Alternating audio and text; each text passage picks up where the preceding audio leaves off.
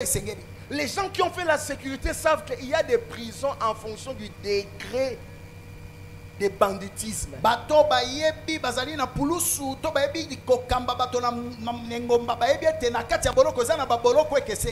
c'est un degré pour les Kuluna.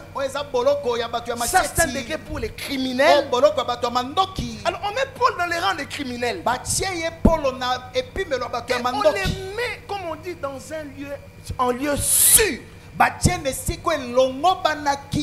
Ils ont été placés.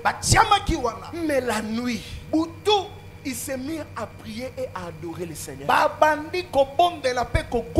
Et la Bible nous a montré le fondement s'était ébranlé. Le fondement de la prison.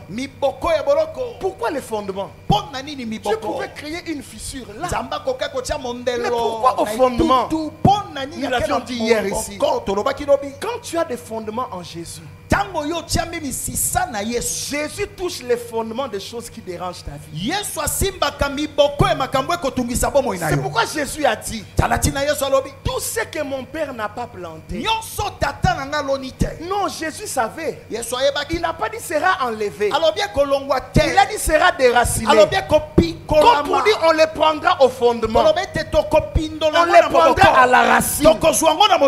Parce que les hommes qui ont la racine en Christ, Jésus aussi prend des problèmes qui les dérangent à la racine. Alors le Seigneur a pris les fondements. Et quand les fondements bougent, la maison ne pourra plus tenir.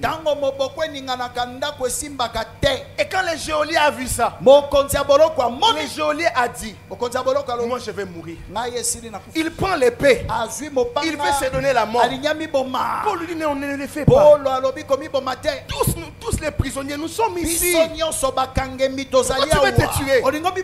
Et le geôlier lui dit, parce que le geôlier entendait Paul et Silas en train de prier et d'adorer.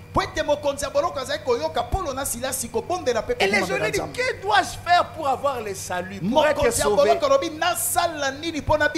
Alors Paul lui dit: crois au Seigneur Jésus, tu seras sauvé, toi et ta famille.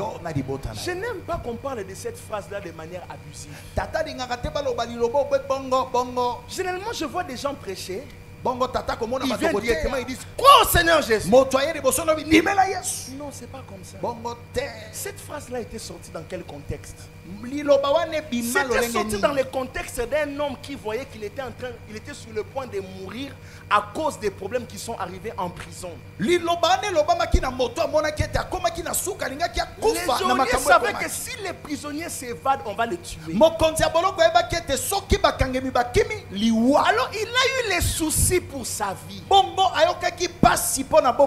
d'autres termes, croire au Seigneur Jésus, c'est pour qui? Des personnes qui passent par des soucis. Des personnes qui passent dans des situations, ils se disent: je ne peux pas m'en sortir. Nous leur donnons cette phrase-là pour leur dire: c'est la phrase de l'espérance. Ça te dépasse. Ce que tu vis est compliqué. Mais si tu crois en lui, tu seras sauvé. Pas seulement sauvé du royaume de ténèbres, sauvé du problème qui te dérange.